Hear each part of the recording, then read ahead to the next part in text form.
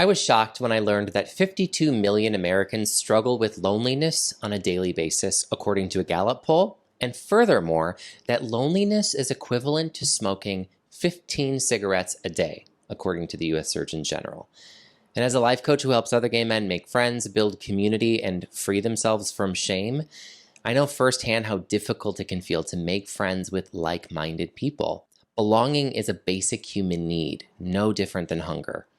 And so today I want to provide you with 5 traps that I often see other gay men fall into in the attempt to make friends, and what I would do to avoid those traps so that you too can build these friendships that you are so worthy of. If you've ever felt like no matter how hard you try, you're still feeling stuck and disconnected or alone, this video could be the shift that you've been needing to get unstuck. And honestly, this topic hits pretty close to home. I came out when I was 25, and at the time I thought that coming out would be the solution to all of my problems. I thought that I'd immediately be less lonely, let go of lack of confidence, build a community with other gay men who really see me as I am. And that's just not what happens. If you're also out, you know as well as I do now that that's just not how it works. So many of us feel like we don't belong in the closet anymore, but also we feel like we don't belong in the gay community. We're sort of trapped in this in-between.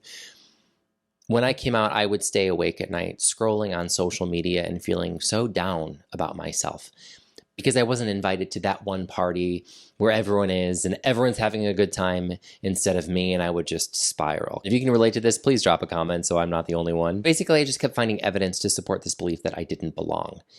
And so I would go out, I would force myself to engage in meaningless dialogue, rack up my follower count on Instagram, and yet I just still felt even more and more empty. I knew it had to be my fault, that there had to be something wrong with me. It wasn't until I began to note these traps that I kept falling into that I started to finally feel a shift. I slowed down. I began to feel more grounded, more centered, and more present. Then over time, I began to attract authentic connections with people who really value my values. And if you can relate to any of that, then stick around because we're going to dig into these 5 traps that are all too often preventing us from those genuine friendships that we all desperately want. But before we get too deep into it, go ahead and like this video and subscribe for more content. And if you need help making friends, that is what I'm here for. Click the first link below to set up a free 10-minute call with me. The first trap I see so often is focusing on quantity over quality. It's easy to believe that the more people you know, the better. But 100 surface level acquaintances will not fulfill you the way 2 or 3 deep, authentic friendships will. Friendship is about depth, not volume. And if you can relate to this trap, then I invite you to do something. Go ahead and open your phone, look at your contact list, and find 1 or 2 people that you haven't spoken to in a while that you feel good around. Reach out to them, see how they're doing. Continue to cultivate the relationships with people that are already in your life. The second trap I see a lot is trying to fit in instead of trying to belong. Fitting in is cutting off pieces of who we are in order to contort to the human being that society says that we should be.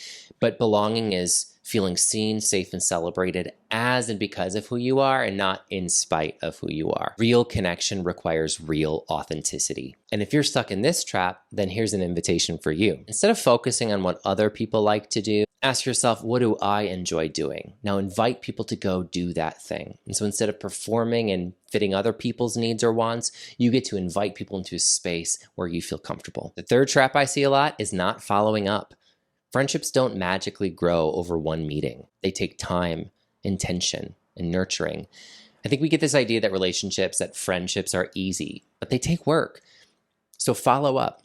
Texting after you meet, making plans, staying in touch is the bridge from stranger to real friend.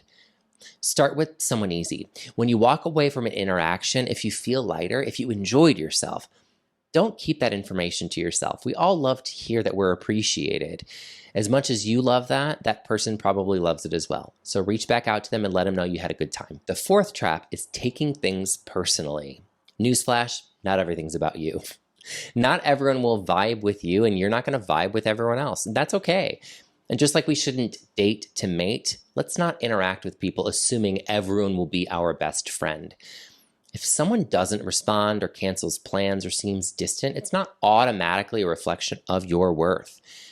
Most of the time, it has more to do with what's going on in their life than in your life. So if this is a trap that you fall into a lot, the next time it happens, pause, take a deep breath, remind yourself that it's not personal. The fifth trap I see a lot is giving up too soon. Meaningful friendships rarely happen overnight. It takes consistency, patience, and sometimes a little bit of resilience. One reason it's so much harder to make friends as an adult versus as a child is that when you're a kid, you're surrounded by your friends all day and sometimes all night too. Adults don't have the luxury of time like kids do when it comes to building those sorts of relationships. So keep showing up, even when it feels slow or awkward. That is how trust and connections are built. So once again, the 5 traps that I see a lot are prioritizing quantity over quality, fitting in instead of belonging, not following up, taking things personally, and giving up too soon. If you can catch yourself in these moments and shift your approach, you'll set yourself up for real, lasting friendships. People don't fail at making friends because they're broken. They struggle because no one taught them how real connection is built. You're not alone, and you're closer than you think to that connection that you want. My hope is that after today, you'll feel more empowered, less discouraged, and fully equipped to make the friendships you deserve.